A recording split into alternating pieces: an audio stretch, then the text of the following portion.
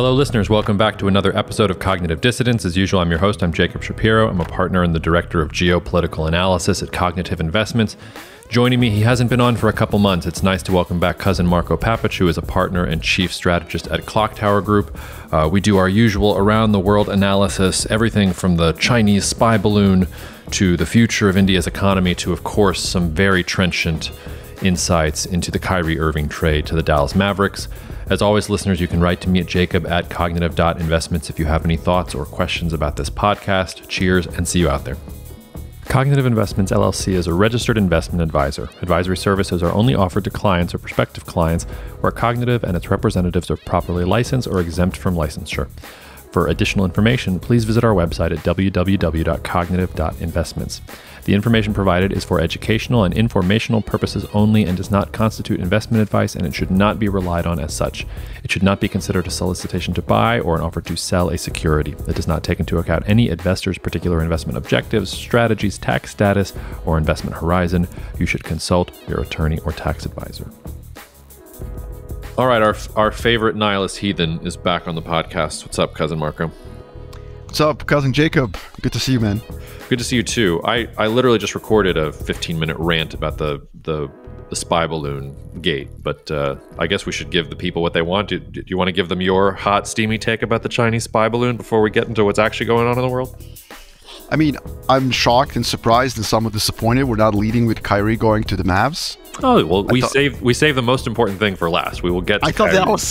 that was the biggest geopolitical tectonic shift. Look, this balloon thing is, I mean, there's so many takes out there. Mine is not unique in any way. I don't know what you recorded for 15 minutes, but I suspect it's very similar to what I'm going to say, which is that, look, this is much more a reflection of the US than of anything else. Now, you know, Sebastian Mallaby, good friend of mine, great writer, great journalist, just wrote an op-ed saying that it's actually a mirror to China and how, you know, clumsy they are in many ways, in terms of foreign policy, in terms of spycraft and so on. And fine, let's leave that aside. But then that even places more onus on us to criticize the US. You know, because like taking the most expensive fighter jet ever built and like flying it to pop a balloon, you know, is just, again, like this is very interesting to me. And I think it just illustrates how toxic foreign policy related to China has become domestically. Let's lay out some facts. I mean, Chinese spy balloons have overflown the US in the past, not as dramatically as this, to be fair. And I'm not just parroting the Biden administration point, which, by the way, is hilarious. They came out and they're basically making that point as a child, saying, well, she used to do it too. You know, it's like my kids when they fight. Like, well, my sister does it too. So that's basically what the Biden administration is doing, accusing the Trump administration of basically being asleep at the wheel. And then on top of that, there is a Politico article just sitting out there that you can Google from like July of 2022 saying that the Pentagon is ramping up a spy balloon program of its own and will use it against Russia and China, like publicly stated, you know. So the hysteria that emerged in the US over this incident, as if, woe is me, the US is the only country that has, you know, high altitude balloons flying over its territory, is just really a symbol of how toxic China is. And I think it's toxic really for two reasons. One, there's this latent post-COVID, you know, anti-China sentiment, not just in the US, but everywhere else. You can see this in the polling. Yep. You know, like global polling shows that after COVID, a lot of countries have had a turn towards negative towards China. The second, of course, is China is a peer competitor, which is a fact, true. But the third issue, I think, is also that you have a Democrat in charge of the United States of America. You know, I hate to be political, and I'm not. I'm analytical, but this is an objective fact. Democrats don't have maneuvering room to be rational in foreign policy. They just don't. They get eviscerated domestically if they do the rational thing, which is like, oh, I don't know, send the Secretary of State to China. You know, Republicans get the maneuvering room to be rational because they're perceived as tough. So Donald Trump is allowed to call Kim Jong-un a very impressive young man. But if Obama had done that, I mean, God forbid, it would have been chaos.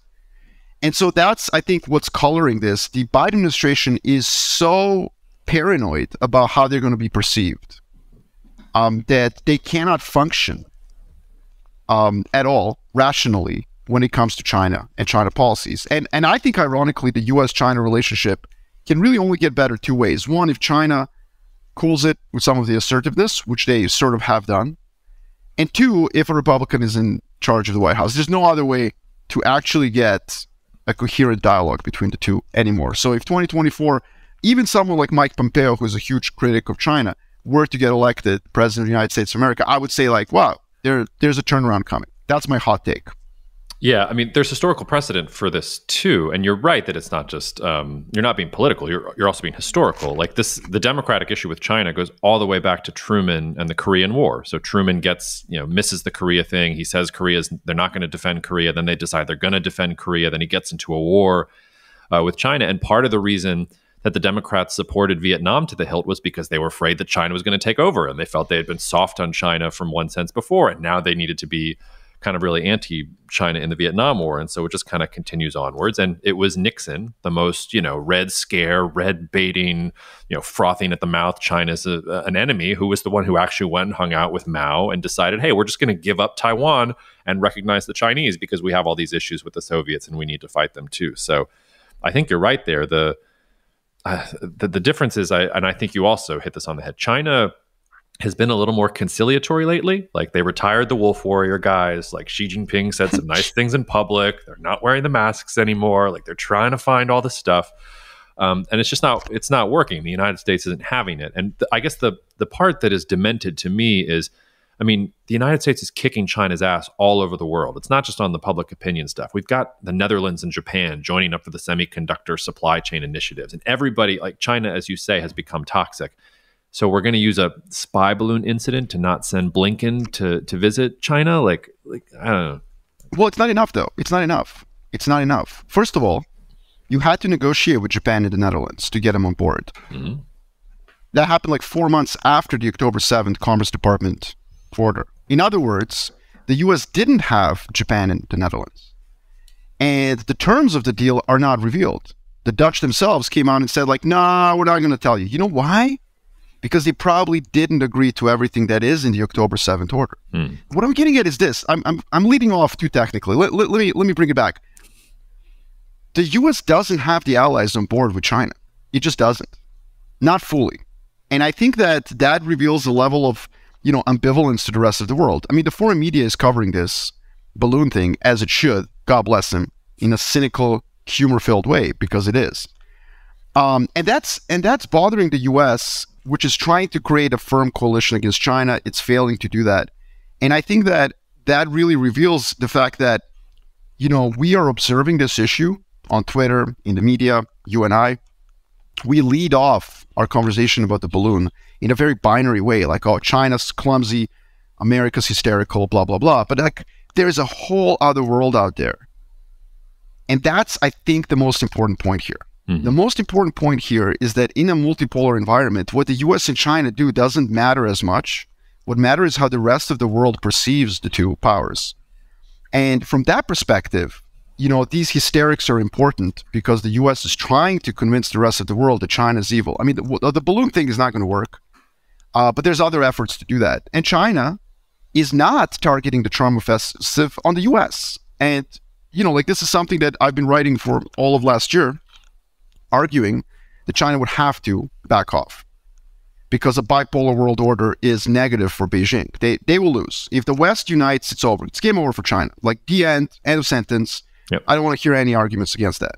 So the Chinese they launched the charm offensive not to placate the US. This is a very important point. They did it to not piss off the Europeans, to get the Southeast Asian countries to cool it, to feel a little bit more like China is rational.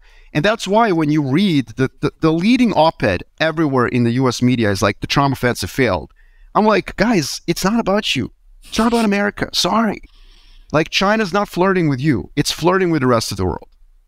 It understands. I think Chinese policymakers have now learned enough about US domestic politics that there's nothing they can do to catch the eye of the US at the bar. It's just not going to happen. Yeah. I'm interested in what you said about U.S. allies not being on the same page, because I don't know that the United States is going to succeed long-term in assembling an anti-China coalition, but it seems to me, at least in the first few months of this year and the last few months of last year, that they have had some success. Now, you threw some cold water on the Dutch thing, and I was shocked the Dutch even said yes in provisional ways. Like, that didn't make any sense to me. Japan's on board. There's flirtation with India, too. I put out a short piece about that last week on the CI channels about how, I mean, it's not like a trade deal or anything like that. Oh, but we're gonna do supply chains, and we're gonna accept investment, and we're gonna meet every. I don't know. There's just some little bubbling things that maybe the U.S. is attracting India a little bit. But you think it's nonsense. You don't think the U.S. is building a firm coalition. No, there is no firm coalition. I mean, Europeans are now the largest source of FDI for China. There's polling data of European corporates that shows that none of them want to move out of China. Like Japan's economy is still tied to China. It's trying to protect itself in terms of the high-tech semiconductor supply chain, but there isn't the kind of a coalition that I think American officials are hoping for, which is a bifurcated world into two spheres. Mm-hmm. In fact, the largest source of onshoring in not just Southeast Asia, but also Latin America and even in Mexico are the Chinese.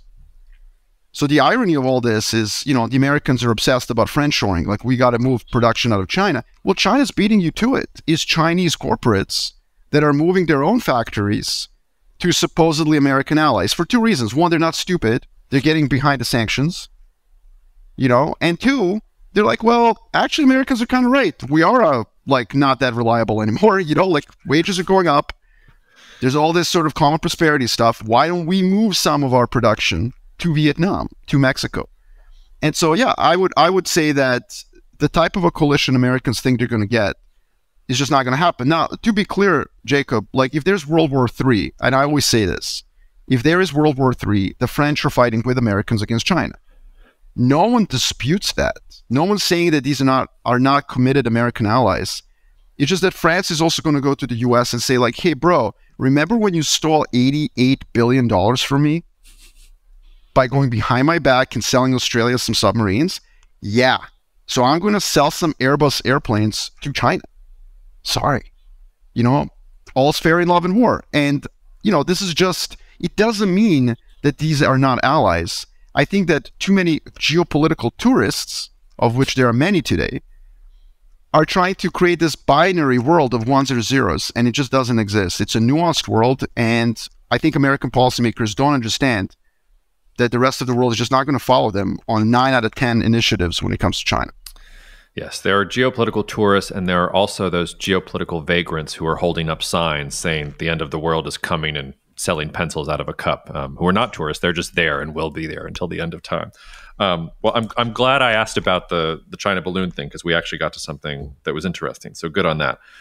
Sticking with the subject of war, you and I haven't talked about the latest on Russia, Ukraine, and I'm sort of curious to get your take. I'm getting increasingly more concerned that this is going to get a lot worse, sort of once we get past March, April, with both sides arming themselves to the tilt. Are you also concerned, or are you feeling a little more sanguine? Well, directionally, I think that we have to adopt your position. It will get worse after a lull over the winter.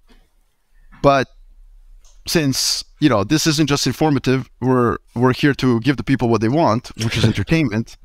I'm also going to take the other side and argue it, and say that, look, I think the borders you're looking at are kind of where they are. I think this is my view. I think the Russians are going to have this offensive that everyone's flagging.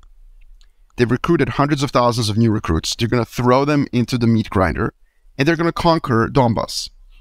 They're going to conquer the remaining white space, especially in the oblast of Donetsk, which they haven't been able to conquer since 2014, and it's honestly a national embarrassment, on par with anything that's ever happened bad to the Russians. Mm-hmm.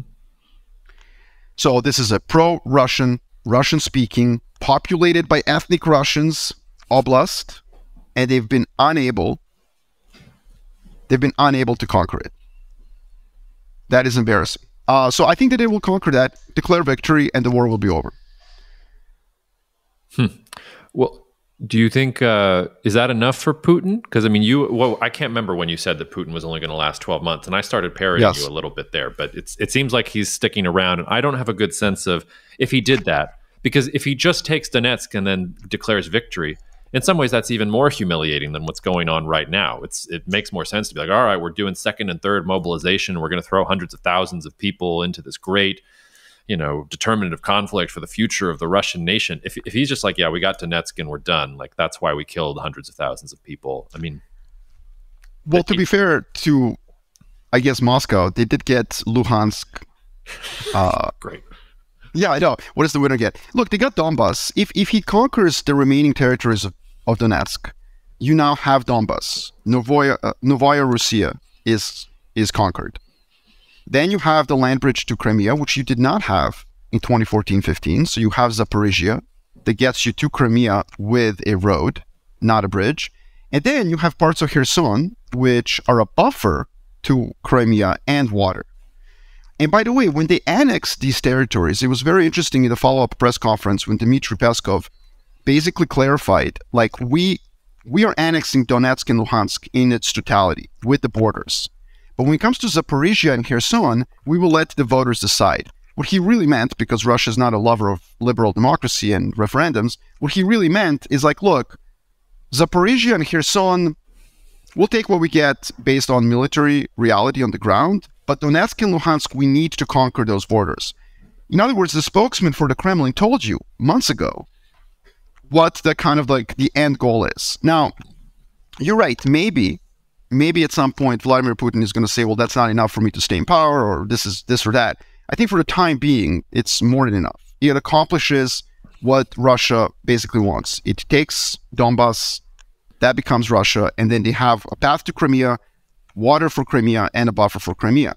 Now, I did say in early March of 2022 that he had 12 months. So I've got like 25 more days for my forecast to be correct. It's not going to be correct. But I do think that at least this way, he prevents continuous draining of Russian material resources, because that's when the West wins. The West will win if this never ends.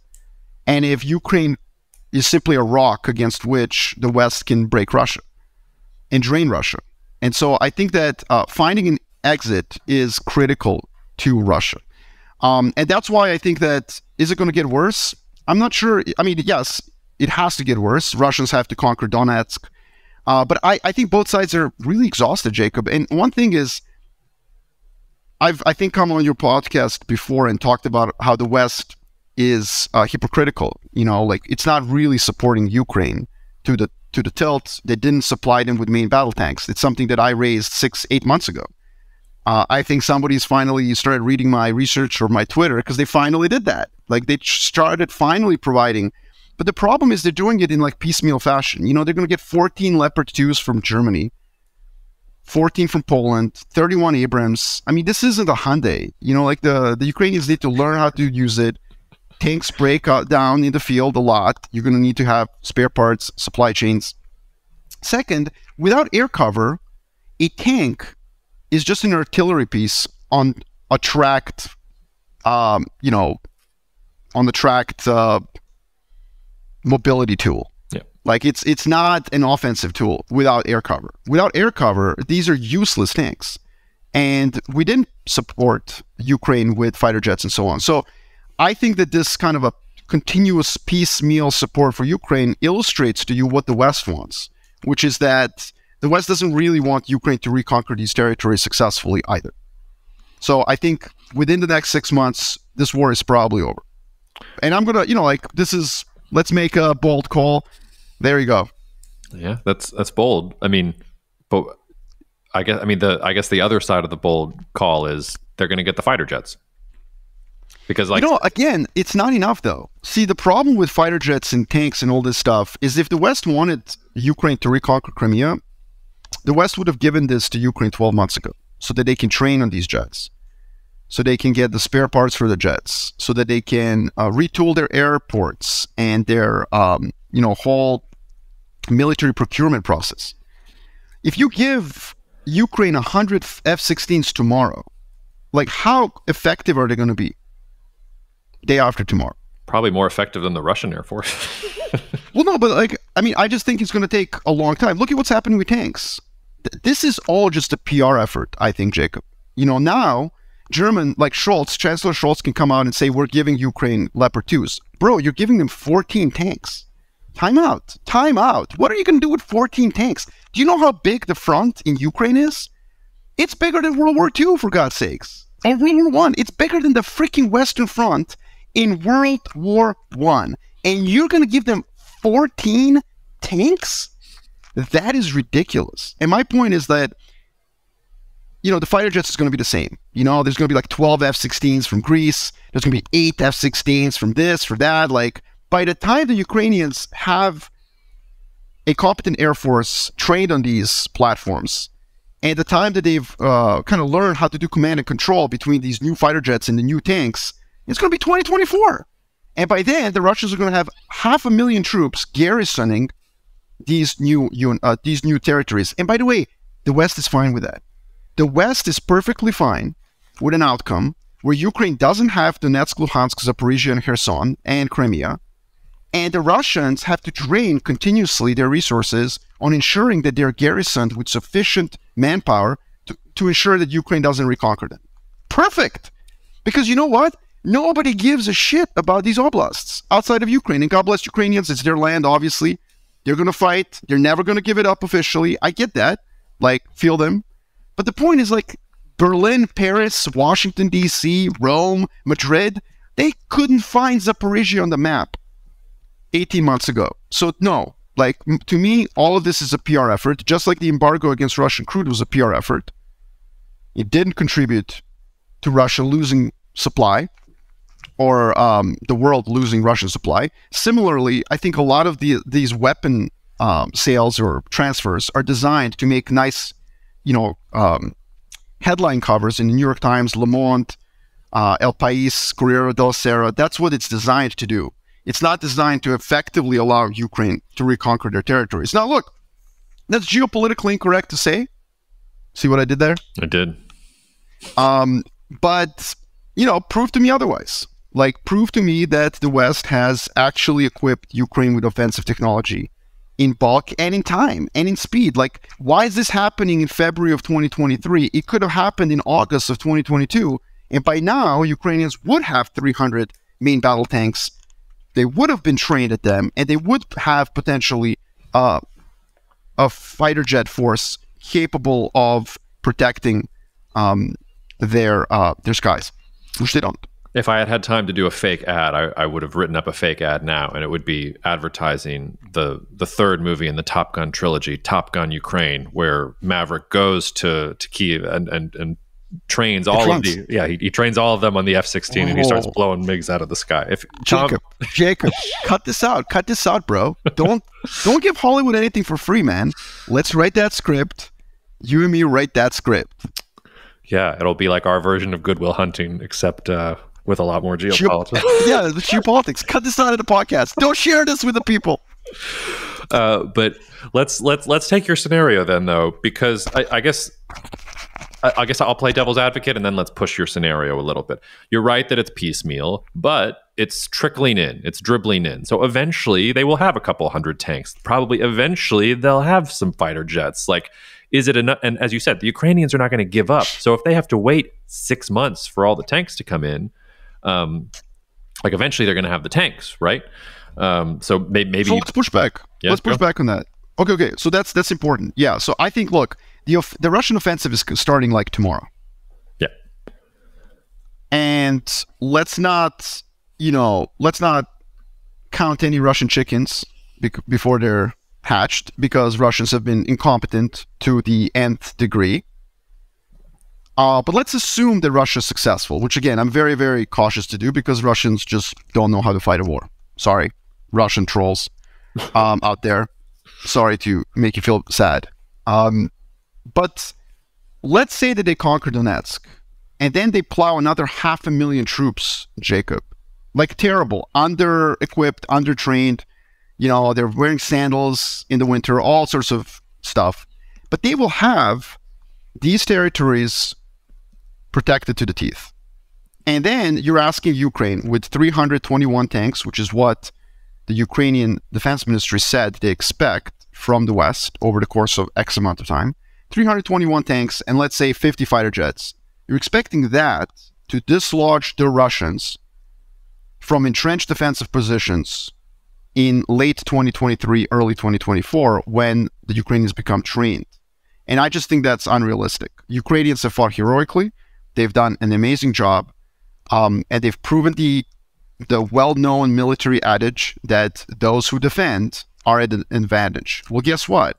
When they start the offensive operations to retake these territories with 321 tanks across a front line that's bigger than anything ever fought in Europe since the Napoleonic Wars, like, you know what I mean? It's just not going to happen, man. There's just no way that Ukraine can use 320 tanks and some like 3 dozen fighter jets to dislodge 500,000 Russian troops from a very large piece of territory. And by the way, Russians can play defense. We just haven't seen them really play that much defense. They have air defense capabilities. They have shoulder-launched surface-to-air missiles. You know, they have all that stuff that the Ukrainians used against them. And so, yeah, I just think that this is a stalemate. Once Russians conquer what they need, I think that a Ukrainian offensive, you know, based on a patchwork of tanks they get. And by the way, like the French are going to send Leclerc tanks. The British are sending Challengers. The Americans are sending Abrams. The Germans are sending Leopards. It's just like, come on, this is like the United Nations of a tank force. You know, what are they going to do? Like Leclerc breaks down, they're going to get a Leopard track. Well, I mean, it just sounds terrible. I think this is all symbolic. I think the West is honestly kind of not being honest with Ukraine. And I think that it's not going to, that there's no chance for a successful Ukrainian offensive against the bulk of the territories that the Russians have. Yeah, I'll venture a politically incorrect joke and say, you know, it's like the LGBTQ of tanks. Like how many? It's going to be the UK, US, F. I don't know. That's probably not a good joke, and I'll get canceled for saying it. The other part of this that I feel like I've only just been wrapping my brain around is that now that Ukraine has had as much success as they've had, Zelensky is in some ways fighting a two-front war. He's got the war against Russia, but then he's got the war against the Ukrainian oligarchs and the system that never really liked him in the first place and was the whole reason like the West didn't want to fund Ukraine and put all these restrictions on IMF disbursements in 2019, sort of the pre-war world. And I just wonder also if there's going to be an interest for Zelensky to keep the war going, because as long as the war is going, he's the wartime leader and he can arrest these guys for corruption charges, or he can use that sort of state of emergency to go after the Ukrainian state in a way to try and set Ukraine on a better path going forward. Because I don't know if you have this sense. To me, if the war ended tomorrow, I'm not sure Zelensky would last that much longer. I'm pretty sure the oligarchs would just sort of reassert themselves and that he hasn't really purged like that part of the corrupt Ukrainian state. But I don't know. I haven't really developed that idea quite enough yet. But I think you can start to see that in the corruption purges. I mean, they're talking about firing the defense minister right now. When, as you say, the Russian counter invade, like they're probably going to invade like in the next couple of weeks, and we're firing the defense minister. You know, I'm as you're saying this, I'm looking at some of the polling that my team has collected out of Ukraine. And I think there's an inflection in Ukrainian society, and wars do this. You know, wars create these lasting revolutions, and so I'm not sure that I would be as negative. So, you know, there's this one poll from the Kiev International Institute of Sociology, and the latest data point is July 22, and the opinion poll basically asks citizens, respondents, whether they identify themselves above all as citizens of Ukraine, as opposed to residents of their region, or some other identifier. And basically what you see on this chart is that for most of Ukraine's history, only about 40% of Ukrainians felt that they were Ukrainian. Mm-hmm. After the Orange Revolution, it went up to like 50, then went back down. And now in 2014, it went from 50 to about 65%. And then from 60% to 80% during this conflict. You know, so basically, my suggestion to Ukraine is that every single city of Ukraine should have a statue to Vladimir Putin. You know, because he basically created the identity of this nation by being basically an idiot and a terrible geopolitical strategist. Yeah. He single-handedly handed the Ukrainians a national identity, a sense of a state. And I think Zelensky is using that very, very skillfully. I think he's done very, very well. And so I think that this, even if the war ends tomorrow, there's two things that I think Zelensky has going for him. One, there's now that sense of identity that's Ukrainian. Even I know so many Ukrainians, and almost every Ukrainian I know, by the way, Jacob, is a Russian-speaking Ukrainian. Yep. Right? And every single one of them is now speaking Ukrainian with their own family at home. Which is fascinating. So these are Russian-speaking Ukrainians. They never felt Russian, but they now feel compelled to be even more Ukrainian. And this is real and it's genuine. They're not doing that because they're threatened. They're doing that even in Santa Monica or wherever else. So there's that still going for him. And the second thing that I think is going for Zelensky, to your point, if the war ends tomorrow, the war will not end for Ukraine. It will end for me and you as investors. It will end for Russia. But Ukrainians will continue to have this, like, Crimea is Ukrainian. This goal, this sort of national, like, reunification goal that will drive and motivate, I think, this anti-corruption effort for a very long time. And so the anecdotals that are coming out of Ukraine are really interesting. And the anecdotals suggest that the time of corruption and this and that is just over. So I don't know if the oligarchs are going to reassert control. And this is why. Because in a time of war, in a time of emergency, the power comes from the men with guns. And there's a great line in the House of Cards. I don't know if anyone still remembers that show. Got canceled because Kevin Spacey. But there's a great line where Kevin Spacey's talking to that rich guy that was like financing him. Yeah, and he says Remy, I think. So. Yeah, he's in a barbecue like place, and the guy comes to kind of bully him, and Kevin Spacey tells him, "You may have all the money, Raymond, but I have all the men with guns." Now, in a time of peace, that doesn't really matter. The guy with the money can bribe your men with guns. But when there is a national emergency, and that will last for Ukraine a lot longer than the war will, I think that the country is on the right path. And I think that if Zelensky continues to pursue nation building, really, I think that this is very positive for Ukraine in the long term. I would say that right now, by the way, Jacob, there's two countries on the planet that are doing true nation building, like 19th century, 18th century, like style nation building. And it's Ukraine because of the war, and it's Saudi Arabia. And for Saudi Arabia, I would also say it's because of war. It's because of insecurity. It's because of geography. It's because of Iran. It's because of a slew of things. But those two countries, what they're doing, I think we're missing. We're missing the big picture here. Extremely optimistic on both countries. Now, which is funny because someone listening to this podcast, because they've been spoon-fed a steady dose of Western bullshit propaganda, probably hears my other parts when I was talking about how Ukraine has no chance to reconquer this and thinks that I'm not pro-Ukrainian. That's, who cares, first of all, whether I am or not? That's irrelevant. What I'm saying is they're not going to conquer these territories. That sucks. Too bad. Russians are going to win, as far as like Donetsk is concerned. But in the long term, Ukraine's going to win because it's going to have a country. And it's going to be a pretty functioning country, and maybe even more functioning than many EU member states that snuck in, like Romania and Bulgaria.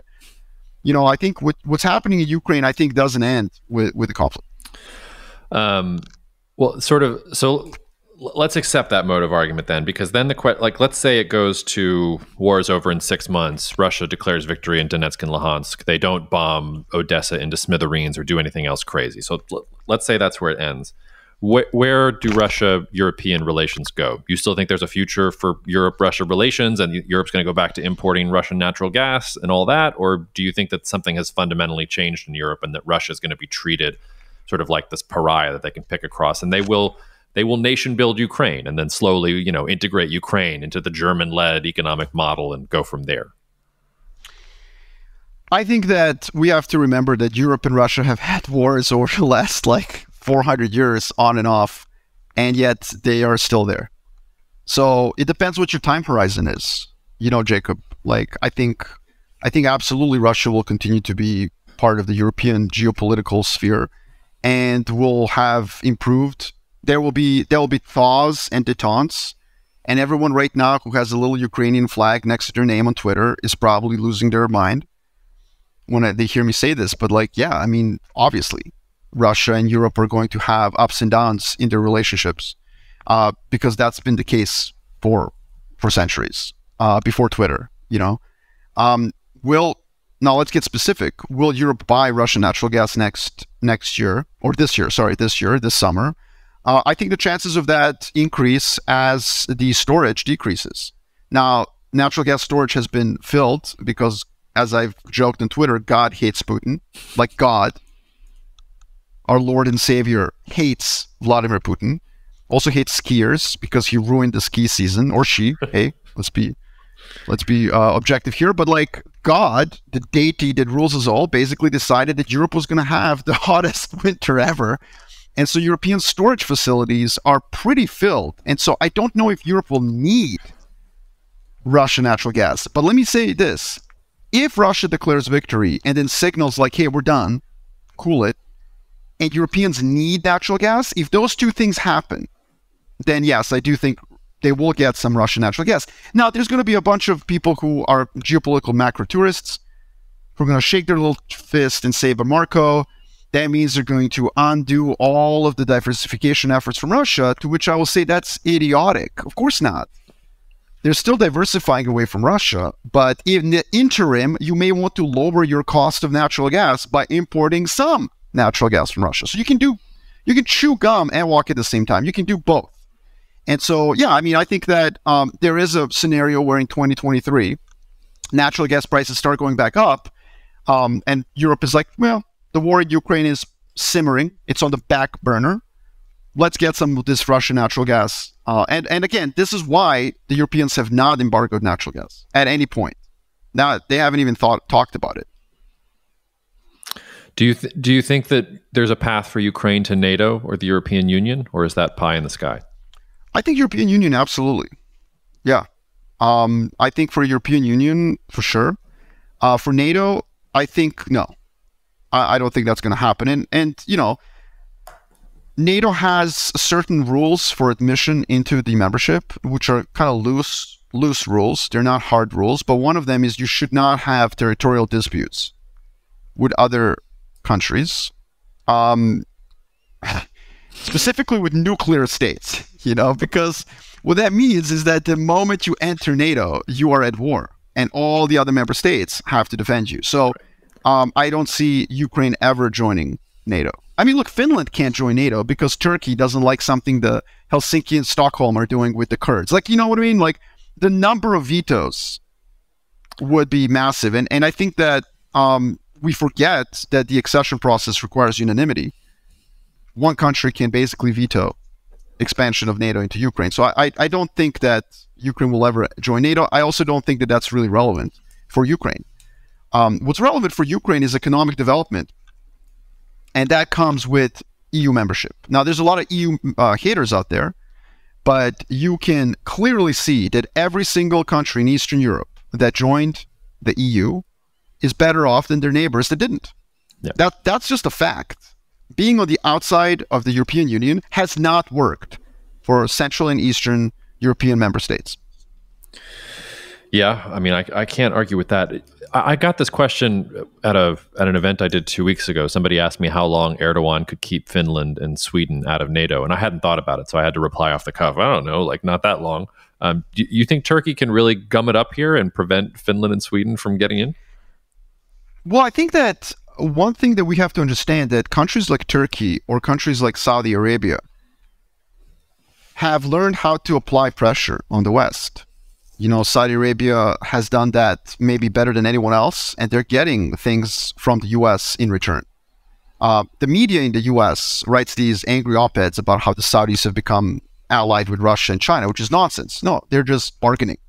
Turkey's bargaining as well. So, I think your answer is probably correct. Now, the Americans are trying to play hardball with Turkey. So there's this F-16 issue that's come up. Turkey needs to modernize its I think 80 F-16s that it owns. It wants updated electronics, avionics packages, and also wants to buy a few other ones. Now, Congress is saying to Biden, we're going to stall that until the Turks accept Sweden and Finland into NATO. That's very dangerous, I think, for the US to do, because other countries produce fighter jets, you know? Like, I don't know if America has noticed that, but other countries also make fighter jets since really like 45, 46, long time ago. And Erdogan made that point. He was like, well, then I'll just buy somebody else's, including Chinese and Russian options, by the way. Yeah. Or South Koreans. Yeah, exactly. So I think Turkey is going to want a slew of things. And this is their one moment, by the way. They, you know, like from an objective, realist perspective, they should push as much as they can. So I don't know what the answer to your question is. I don't know what the shopping list for Turkey is. You know, if I had a little bit more color into what it is they want, which obviously isn't just for Stockholm and Helsinki to crack down on, you know, members of the PKK who might be there. I don't think that's what they really want. I think there's a shopping list that Turkey wants from the West. If we knew what it was, Jacob, I think we could answer your question better. And I think they'll get every single item on that shopping list. Doesn't that mean, I think it was Macron who said NATO is brain dead. If they get everything on the shopping list, should we agree with Mr. Macron? No, I don't think so. I mean, why shouldn't the Turks get what they want in exchange for this strategic enlargement of the Western alliance? Because 8 months before the Russia-Ukraine war, Turkish naval ships were locking onto French frigates in the Mediterranean and telling them to get the hell out of Libya and to support their side of the Libyan conflict. Like they're doing their own things. Like the Europeans should remember what happens when Turkey gets strong. Yeah, I mean, I guess that's a good point. You know, I guess we have to weigh how much does the West want Finland and Sweden in NATO. But I just think that this is the kind of the world we live in right now, you know, and you sometimes just have to take, like, there's costs to pursuing your interests, and bullying countries the size of Turkey becomes really difficult in a multipolar context. And I guess that's kind of what I see. Before we get to Kyrie, you mentioned India before we got on the call. What's on your mind about India? I know there's the Adani Group short report out there. I was looking at the Indian budget this week and very interested in that. I feel like on this podcast, you and I have taken opposite positions on India at least 3 or 4 different times. So why don't we just confuse the listeners and roll out whatever is thinking right now? Because I honestly can't stay consistent about India. It depends what I've had for breakfast that morning. Where are you at right now? Well, I've been consistently bearish in India for like 3 years, which has been consistently wrong. It's the best performing market in the world since COVID. Yeah. And then, the bottom fell out over the last month. And the bottom fell out because a research group, that's a bottom-up research group called Hindenburg, which is, by the way, the best name ever for a research firm that shorts companies. Yeah, it is. I mean, just based on that, I hope people buy the research. Although maybe they should find out the name of the Chinese spy balloon and start a product that is whatever the name of the Chinese spy balloon is. You know? That's right. Yeah. But yeah, so like I think they wrote a piece that's very focused on the one single company. Now, I don't know anything about how to do bottom-up research on a single equity name. That's not what I do. I'm a macro investor. And so my view is that while Hindenburg is going to take a lot of credit for basically breaking India, I think it was kind of the straw that broke the back. And there was a lot of things going against India. Once China started stimulating, once China basically signaled that it was going to do pro-growth policies from now on, and not just zero COVID, but it also had to do with ending the crackdown against the TMT sector, real estate policies, and so on. Once that happened, you have commodities putting in the bottom, especially copper and other metals. Oil is probably close behind that. And suddenly, the recession narrative, which I always thought was idiotic, is becoming much more of a soft landing narrative. These are problems for India because India is the anti-growth market. It's where you hide where growth is scarce. And I also think a lot of institutional allocators who manage hundreds, of billions of dollars, they basically left China in 2021 because of the TMT sector crackdown. And then in 2022, the common prosperity theme, the geopolitics, the zero COVID, there a lot of CIOs basically went from China and allocated that EM allocation to India. So India's been basically just growing and growing and growing based on, factors that are not based on fundamentals.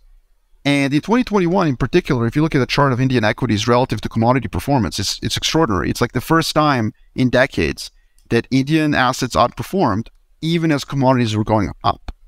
In 2022, commodities all obviously came down. India got another leg up. And now I think they're just coming to the end of this virtuous cycle. And it's happening because the anti-growth market should suffer in a period of decent growth. Also, I think China is starting to behave more rationally. And a lot of those CIOs who made a decision that China was not investable are dipping their toes back in, which is sufficient to kind of like create an exodus out of India.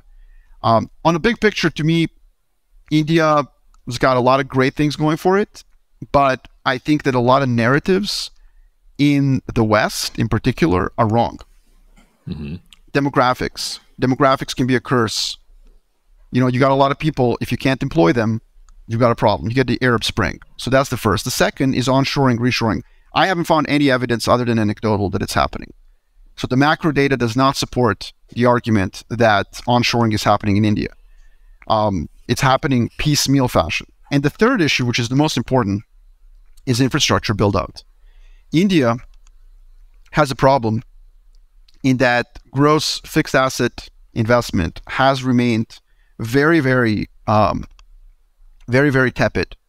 And more than that, most of the investment, most of the FDI goes into the service sector, which makes sense, right? Like India is known as the IT outsourcing, capital of the world, but it doesn't go into manufacturing. And this is a problem for a country that's going to try to employ all these new young people. You can't just put everyone into a service center. You should put somebody on the assembly line. So I think that India has these headwinds against it. And the final one also is that some of the Modi's reforms stalled before they were enacted because of protest. He backtracked. All of this is now coming to a head. And I think the Hindenburg guys, I'm not sure that they even realized how impactful their report is going to be, because while they focused on a single company that I have nothing to say about and don't want to get sued, by the way, cousin Jacob, let's not get sued by the richest man in the world. So I will say nothing about that report. But my point is just, look, there's a lot of other things going on. And I think the pendulum is now swinging wildly away from India. On the onshoring to India thing, the only thing I can add to you is, or the only thing I can share is that I think that there are companies out there that want to get out of China, that want to reduce their exposure to China. And they're casting about looking for markets that they can go to.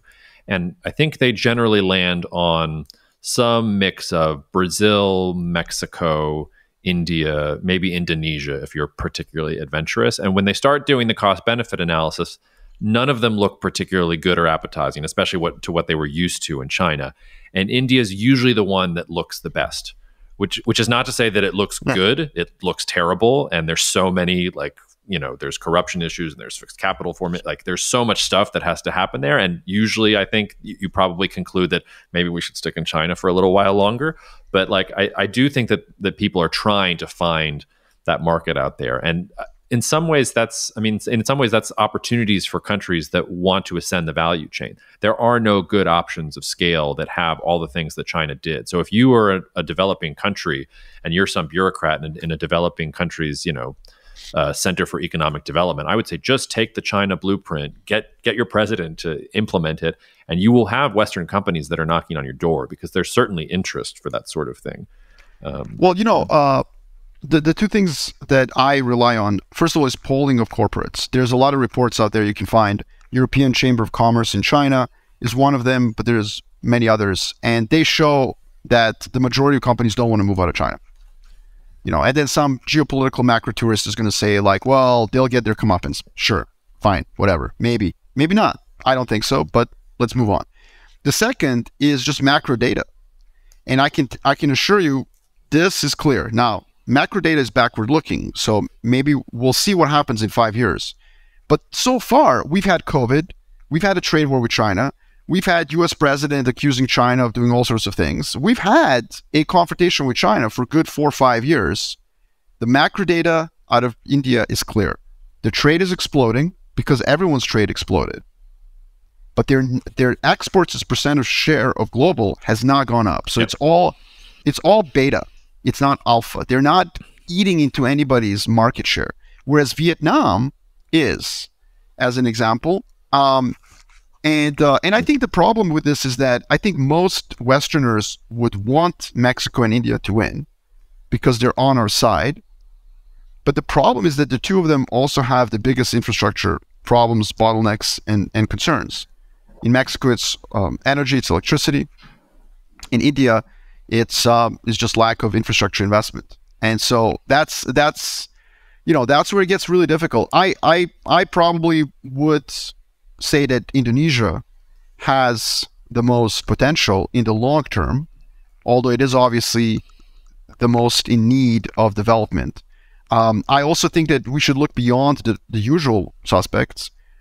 There's parts of the supply chain that can be moved to interesting new countries. Like Saudi Arabian industrialization is breakneck speed. And I know you wouldn't think of Saudi Arabia, but what they're doing is, they're just throwing so much money at it that they're going to be, I think, carving some of this onshoring.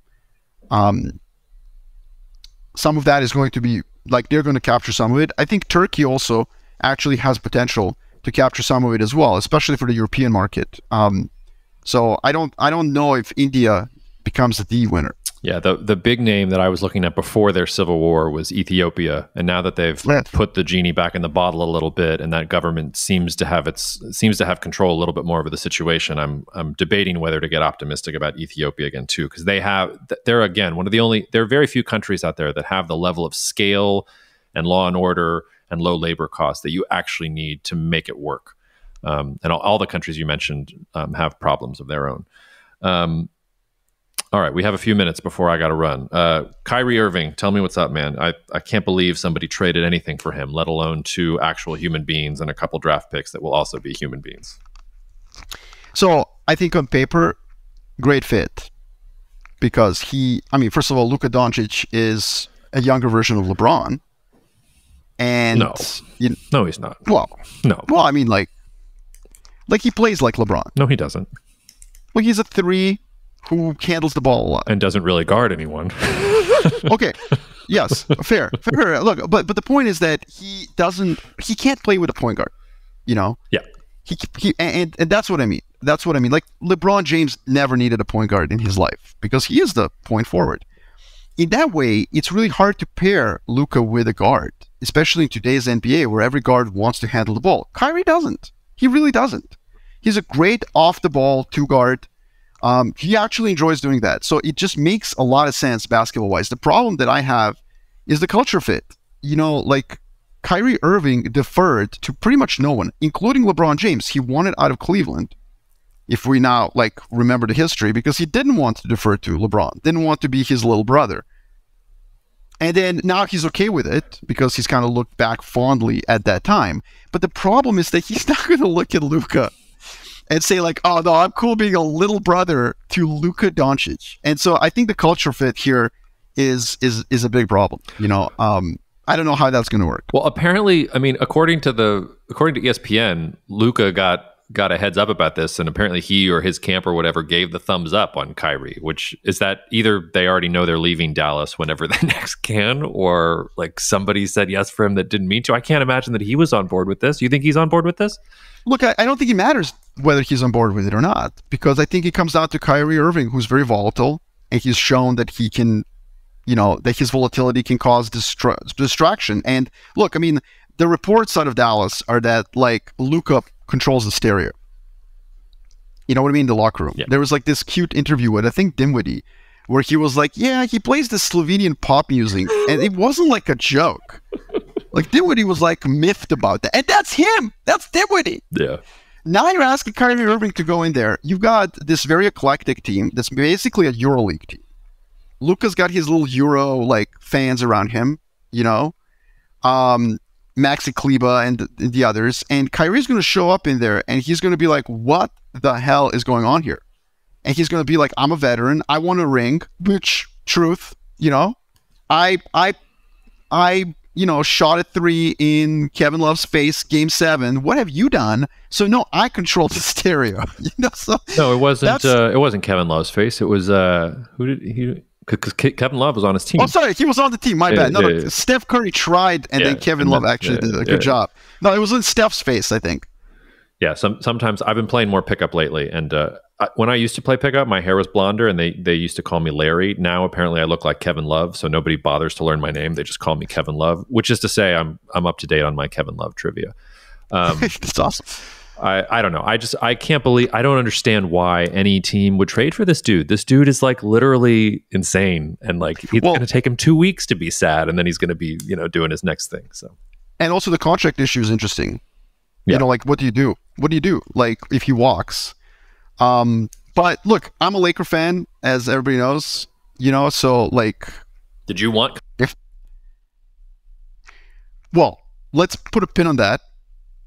Because what I was going to say is, if this goes really bad, really bad, like I mean, I think Luka would look great in purple and gold. Oh wait, sorry, I lost you. I think I said something so egregiously ridiculous that we lost your sound. Nope, I still can't hear you.